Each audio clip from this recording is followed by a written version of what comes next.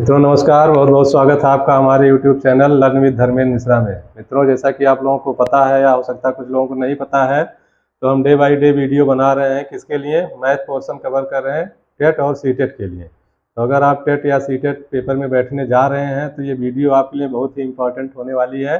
इसमें आज हम पढ़ेंगे संख्याओं का प्रकार। कल हम लोग संख्या पद्धति और संख्या के बारे में, संख्यांक और अंक के बारे में जाना था, और संख्या पद्धतियां कौन कौन सी है ये सब हम लोगों ने डिस्कस किया था। अगर वीडियो नहीं देखे होंगे तो डे 15 वो वीडियो पड़ा हुआ है यूट्यूब पे, आप देख सकते हैं उसको जाके। और यहाँ फिर हम लोग देखेंगे संख्याओं का प्रकार। तो संख्याएं मेन रूप से कौन कौन सी होती हैं वो हम लोग देखेंगे। एक बार में पूरी संख्याएं लिखेंगे, उसके बाद फिर एक एक करके हम लोग डिटेल में उसको पढ़ेंगे। सबसे पहले है प्राकृतिक संख्या,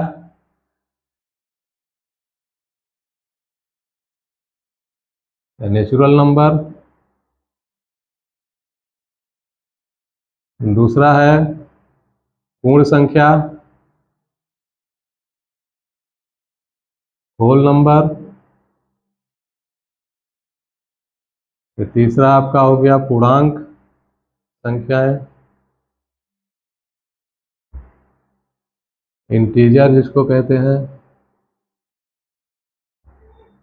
चौथा हो गया सम संख्या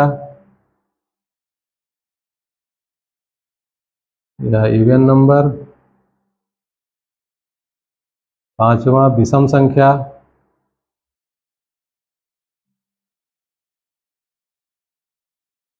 विषम संख्या या ऑड नंबर। छठा है आपका अभाज्य संख्या।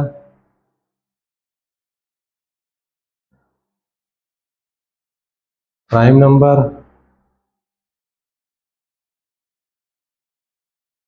सातवां है भाज्य संख्या। भाज्य संख्या इसको कहते हैं कंपोजिट नंबर।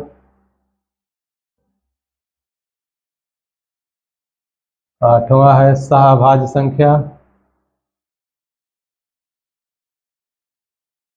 सहभाज्य संख्या को प्राइम नंबर। को प्राइम नंबर। नौवां है twin prime number. Twin prime number होता है आपका युग्म अभाज्य संख्या। युग्म अभाज्य संख्या ट्विन प्राइम नंबर।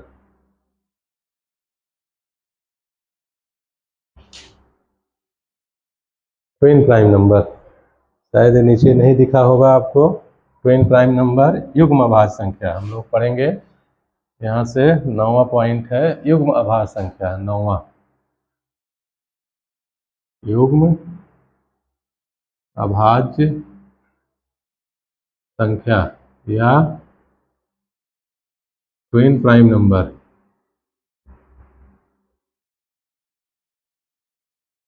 दसवां है आपका रेशनल नंबर यानी कि परिमेय संख्या।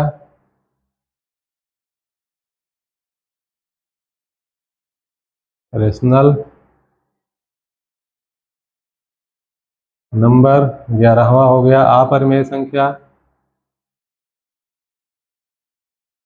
अपरिमेय संख्या इरेशनल नंबर।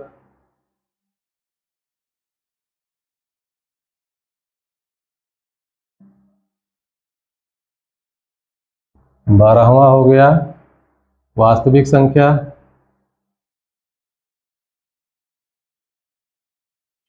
या रियल नंबर। और 13वां हो गया काल्पनिक संख्या।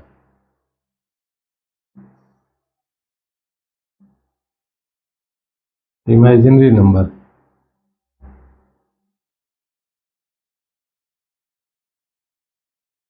और 14वां हो गया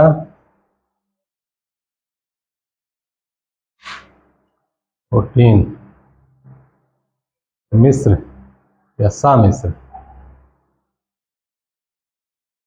सामिश्र संख्या या इसको कहते हैं कॉम्प्लेक्स नंबर। Complex number. तो ये संख्याएं हम लोग 14 प्रकार की संख्याएं पढ़ेंगे। इसमें भाज्य संख्या या कंपोजिट संख्या को जो है क्या कहते हैं, यौगिक संख्या भी कहते हैं। जैसा कि प्राइमरी के बुक में दिया गया है यौगिक संख्या, इस वजह से इम्पोर्टेंट हो जाता है। और जो हम लोगों ने अभाज्य संख्या पढ़ा है, तो अभाज्य संख्या नोट कर लीजिएगा, अभाज्य संख्या को रूढ़ संख्या भी कहा जाता है। अभाज्य संख्या को रूढ़ संख्या भी कहा जाता है। नाम जाने रहेंगे, कहीं नाम बदल के आ गया तो हमारे लिए आसान रहेगा काम। अब इसमें हम लोग पढ़ेंगे एक एक करके डिटेल में।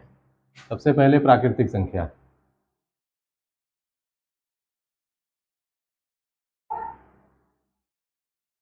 प्राकृतिक संख्या कौन सी संख्याएं होती हैं? जिन संख्याओं का उपयोग हम लोग वस्तुओं को गिनने के लिए करते हैं।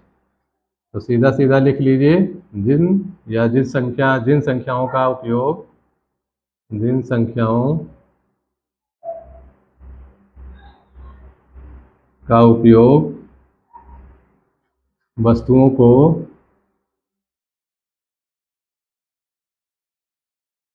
गिनने के लिए करते हैं।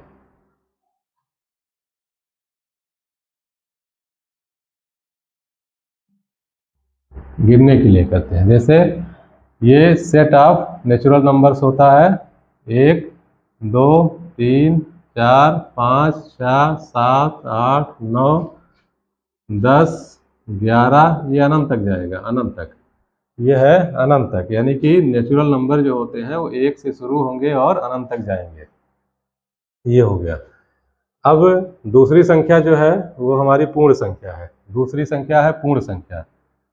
पूर्ण संख्या, तो अगर इसी नेचुरल नंबर में हम क्या करें, जीरो भी लगा दें, जीरो भी मिला दें, जीरो भी मिला दें, ये तो ये नेचुरल नंबर पूर्ण संख्या का सेट बन जाता है। पूर्ण संख्या यानी पूर्ण संख्याएं जो होती हैं, ये पूर्ण संख्याएं जो होती हैं, ये क्या होती हैं, ये जीरो से लेके अनंत तक होती हैं। तो प्राकृतिक संख्या में क्या किए, जीरो मिला दिए, तो ये पूर्ण संख्या बन गई। अब अगली हम लोगों की पूर्णांक संख्या। पूर्णांक संख्या, तो पूर्णांक संख्या में आपका जीरो भी शामिल होगा और 1 से लेके यहाँ तक 1 2 3 4 ये अनंत तक ये जाएगा, और यहाँ माइनस भी जाएगा, -1 -2 -3 -4, इस तरीके से ये भी अनंत तक जाएगा, यानी कि माइनस इन्फिनिटी तक। तो इस तरीके से हम कह सकते हैं कि माइनस इन्फिनिटी से लेके जीरो होते हुए प्लस इन्फिनिटी तक ये संख्याएं हमारी कौन सी संख्याएं होती हैं, पूर्णांक संख्याएं। पूर्णांक संख्याएं, तो प्राकृतिक संख्या एक से लेके अनंत तक, इनफाइनाइट तक। पूर्ण संख्या जो होती है होल नंबर, उसमें जीरो भी शामिल हो गया, जीरो से लेके अनंत तक। और जो पूर्णांक संख्या है ये जीरो हो गया मध्य में, जीरो से इधर आपकी प्राकृतिक संख्या हो गई, और इधर जो है ये निगेटिव इंटीजर्स हो गए, यानी कि ऋणात्मक पूर्णांक संख्याएं हो गई। तो इसमें दो पार्ट हो गया, एक तो आपका ऋणात्मक, इधर आप जाएंगे तो ऋणात्मक पूर्णांक संख्याएं, ऋणात्मक पूर्णांक संख्या, और ये जीरो है ही आपका, और इधर जब जाएंगे तो ये धनात्मक पूर्णांक संख्या, धनात्मक पूर्णांक संख्या। अब एक प्रश्न जो इसमें बन सकता है कि जीरो क्या है, जीरो ऋणात्मक पूर्णांक है कि धनात्मक पूर्णांक है? तो जीरो ना तो ऋणात्मक पूर्णांक है और ना तो धनात्मक पूर्णांक है। इस लाइन को हाईलाइट कर लीजिएगा कि जीरो ना तो धनात्मक पूर्णांक है और ना तो ऋणात्मक पूर्णांक है। शून्य जो है, शून्य ये ना तो धनात्मक पूर्णांक है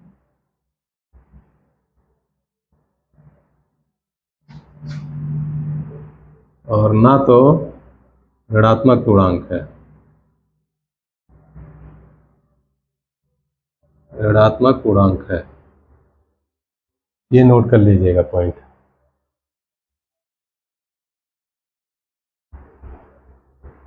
और इन पूर्णांक संख्याओं को, नेचुरल नंबर्स को, होल नंबर्स को, इन सबको हम क्या संख्या रेखा पर दिखा सकते हैं। संख्या रेखा पर कैसे दिखा सकते हैं? जैसे इस तरीके से, ये जीरो हो गया और ये पॉजिटिव एक्स डायरेक्शन हो गई, ये निगेटिव एक्स डायरेक्शन, यानी कि माइनस इन्फिनिटी की तरफ जाएगा, ये प्लस इन्फिनिटी की तरफ। यहाँ 1 2 3 4 5 6 7 8 9 10 इस तरीके से हम दिखा सकते हैं, 1 2 3 4 5, और इधर -1 -2 -3 इस तरीके से माइनस करते करते माइनस इन्फिनिटी तक जाएंगे, और यहाँ प्लस इन्फिनिटी तक। तो ये संख्याएं हम क्या कर सकते हैं, संख्या रेखा पर दिखा सकते हैं। अगली है हमारी सम संख्या। सम संख्या, अब सम संख्या कौन सी होती है? सम संख्या यानी कि इवन नंबर। इवन नंबर जो संख्याएं 2 से विभाजित हो जाए, जो संख्याएं 2 से पूर्ण रूप से विभाजित हो जाएं उन्हें सम संख्या कहेंगे। तो कौन कौन सी संख्याएं होंगी? जैसे 2 हो गया, 4 हो गया, 6 हो गया, 8 हो गया, 10 हो गया, 12 हो गया, 16 हो गया, इस तरीके से संख्याएं जो जाएंगी। यानी कि अगर कितनी बड़ी से बड़ी संख्या हो, जैसे हमने कहा 3 6 8 7 5 2, अगर ये हमें चेक करना है सम संख्या है कि विषम संख्या है, तो खाली इसका इकाई वाला संख्या हम देखेंगे, यूनिट प्लेस वाली संख्या हम देखेंगे कि ये 2 से विभाजित है कि नहीं। अगर ये सम संख्या होगी तो पूरी संख्या सम संख्या होगी, पूरी संख्या क्या हो जाएगी? सम संख्या होगी। या तो यहाँ 0 मिल जाए, ये 0 मिल जाए तो ये तब भी ये सम संख्या होगी, क्योंकि 0 अगर है तब भी ये पूरी संख्या क्या होगी? तब भी ये 2 से विभाजित होगी। ठीक, अब विषम संख्या है। विषम संख्या यानी कि जो संख्याएं 2 से विभाजित ना हो। विषम संख्या, विषम संख्या जो संख्याएं ऑड नंबर, ऐसी संख्याएं जो 2 से विभाजित ना हो, जैसे 1 हो गया, 3 हो गया, 5 हो गया, 7 हो गया, 17 हो गया, 19 हो गया, 21 हो गया, है ना, 25 हो गया, इस तरीके की संख्याएं क्या हो गई? ये विषम संख्याएं हो गई, विषम संख्याएं। अब कोई भी संख्या सम है कि विषम है तो उसका यूनिट प्लेस हम देखेंगे, यूनिट स्थान पर जो संख्या है यानी इकाई के स्थान पर जो संख्या है हम उसी संख्या को देखेंगे। जैसे 6 7 8 5 ऐसे कह दिया गया, तो क्या ये सम संख्या है कि विषम संख्या? तो ये जाहिर सी बात है कि यूनिट प्लेस पे 5 है और 5 क्या है? विषम संख्या। तो ये संख्या आपकी क्या हो जाएगी? विषम संख्या हो जाएगी। अब हम लोग आते हैं अभाज्य संख्या। अभाज्य संख्या, अभाज्य संख्या यानी कि प्राइम नंबर।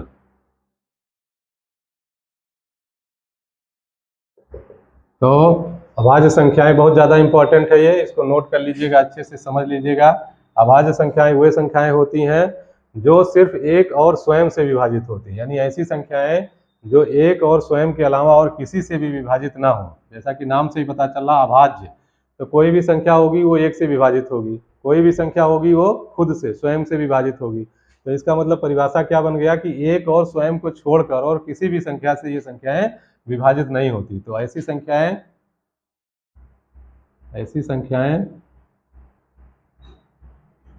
जो एक और स्वयं के अतिरिक्त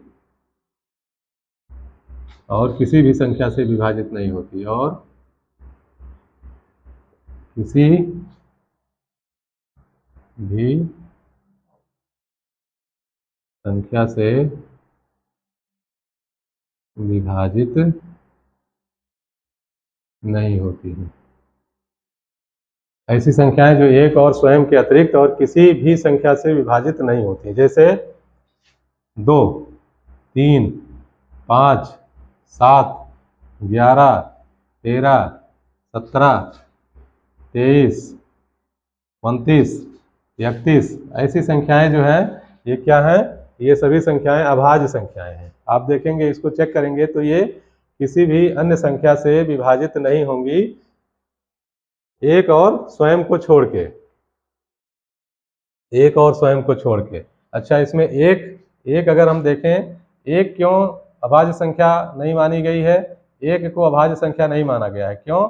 क्योंकि ये अभाज्य संख्या की परिभाषा में फिट नहीं बैठता है, अभाज्य संख्या की परिभाषा में फिट नहीं बैठता है। जैसे कि परिभाषा है कि एक और स्वयं के अतिरिक्त और किसी भी संख्या से विभाजित नहीं होगी। तो एक का स्वयं भी एक है और एक एक तो एक है, ये है, स्वयं भी एक है, इसका मतलब दोनों संख्याएं सेम, एक और स्वयं दोनों सेम हो जा रही हैं। इसी वजह से गणितज्ञों ने क्या कहा कि एक जो है ये अभाज्य संख्या की परिभाषा में फिट नहीं बैठता। वैसे एक के साथ ये थोड़ा सा अच्छा नहीं हुआ, एक के साथ यहाँ पर अन्याय हम मानेंगे, एक को भी शामिल करना चाहिए था अभाज्य संख्या में।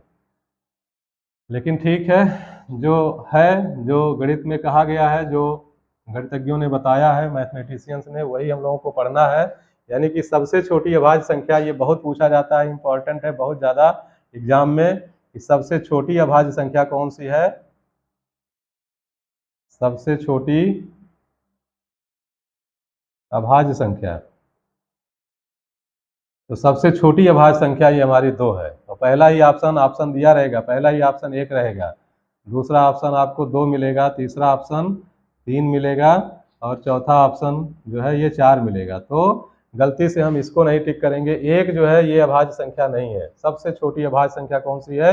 2 है। तो इसको एकदम दिमाग में बैठाइएगा, इसको हाईलाइट कर लीजिएगा इस प्रश्न को। ये प्रश्न बार बार पूछा गया है, हमें लगता है अगर एक बार किसी बार नहीं पूछा गया तो दोबारा जरूर पूछ लिया गया है। तो ये प्रश्न बहुत ज़्यादा इंपॉर्टेंट है। कन्फ्यूजन चूंकि यहाँ होता है, लोग मान लेते हैं कि सबसे छोटी अभाज्य संख्या 1 होगी और यही जो है वो गलत कर देते हैं। तो इसको ध्यान रखिएगा, ये प्रश्न बनता है यहाँ पे। अच्छा, और किस तरीके के प्रश्न यहाँ बन सकते हैं? जैसे पूछ लिया जाएगा कि 1 से लेके 50 तक, 1 से 50 तक कितनी अभाज्य संख्याएं हैं, कितनी अभाज्य संख्याएं हैं? तो ये होती हैं 25। 1 से 50 तक कितनी अभाज्य संख्याएं हैं? 25 होती हैं। और 1 से 100 तक, 1 से 100 तक कितनी होती हैं? तो ये 15 होती हैं।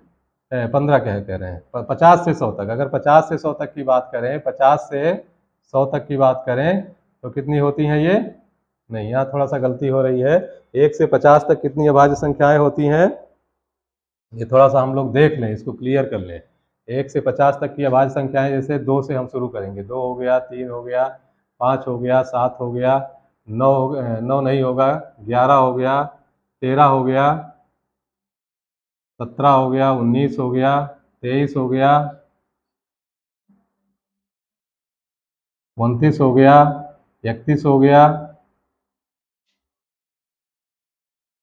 37 हो गया, 41 हो गया, 43 हो गया, 47 हो गया। तो इसको गिन लीजिए कितना हो गया। 47 के बाद 48, 49, ये सब क्या है? ये भाज्य हो जाएंगे। 1 2 3 4 5 6 7 8 9 10 11 12 13 14 15, यानी कि 1 से लेके 50 तक, 1 से लेके 50 तक कितनी अभाज्य संख्याएं हो गई? 15 अभाज्य संख्याएं। 15 अभाज्य संख्याएं हैं ये। 1 से लेके 25 तक कितनी अभाज्य संख्याएं हैं? 15 अभाज्य संख्याएं हैं। और 1 से लेके 100 तक, 1 से लेके 100 तक, इसको जब आप देखेंगे 1 से लेके 100 तक तो 25 अभाज्य संख्याएं मिलेंगी। 25 अभाज्य संख्याएं, 25 अभाज्य संख्याएं आपको मिलेंगी। अच्छा, प्रश्न और इसमें क्या बनाया जा सकता है? प्रश्न ऐसे भी हो सकता है कि 1 से लेके 10 तक की अभाज्य संख्याओं का योग कितना होगा? 1 से लेके 10 तक की अभाज्य संख्याओं का योग क्या होगा?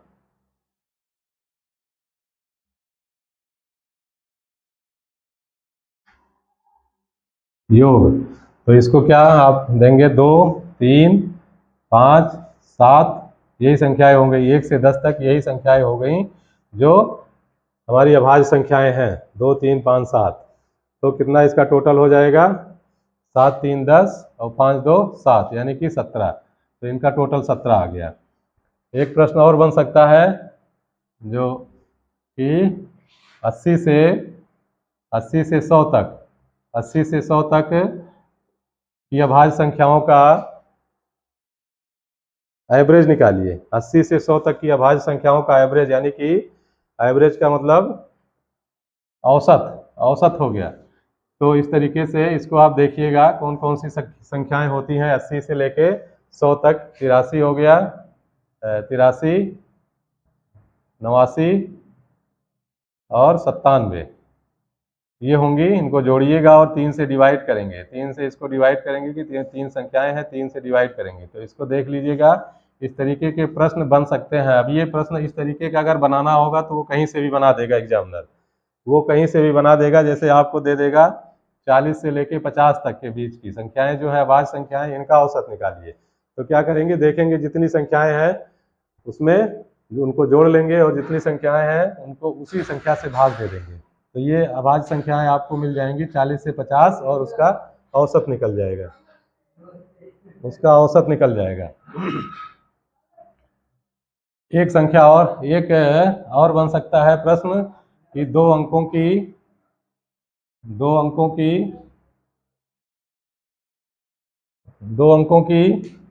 सबसे बड़ी अभाज्य संख्या, 2 अंकों की सबसे बड़ी अभाज्य संख्या।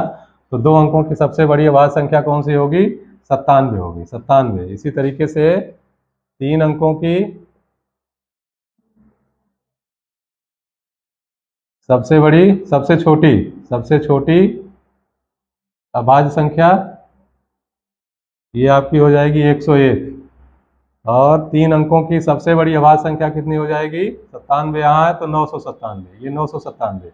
तो ये कुछ फैक्ट हैं जो क्वेश्चन में पूछे जा सकते हैं। 2 अंकों की सबसे बड़ी अभाज्य संख्या, 3 अंकों की सबसे छोटी अभाज्य संख्या, 3 अंकों की सबसे बड़ी अभाज्य संख्या, ये एग्जाम में पूछा जा सकता है। तो अभाज्य संख्याओं से एक क्वेश्चन जरूर अभाज्य संख्या से आएगा, प्राइम नंबर से आएगा, तो इसको ध्यान रखिएगा। और ज़्यादातर जो पूछा जाता है ये 2 के बारे में ही पूछा जाता है कि 2 सबसे छोटी अभाज्य संख्या, यानी सबसे छोटी अभाज्य संख्या ये आपसे पूछा जाएगा। ये रिपीट किया है क्वेश्चन कई सालों से, ये रिपीट करता चला आया, तो इसको काफ़ी विशेष ध्यान देंगे। अब बाकी अभाज्य संख्याओं के बाद जो है भाज्य संख्या है। भाज्य संख्या अब हम लोग कल पढ़ेंगे, आज हम समझते हैं इतना पर्याप्त है आप लोगों के लिए। इसको पढ़िएगा, देखिएगा, नोट्स बनाइएगा, समझिएगा। कहीं कोई कंफ्यूजन होगा तो कमेंट में जरूर लिखिएगा मित्रों।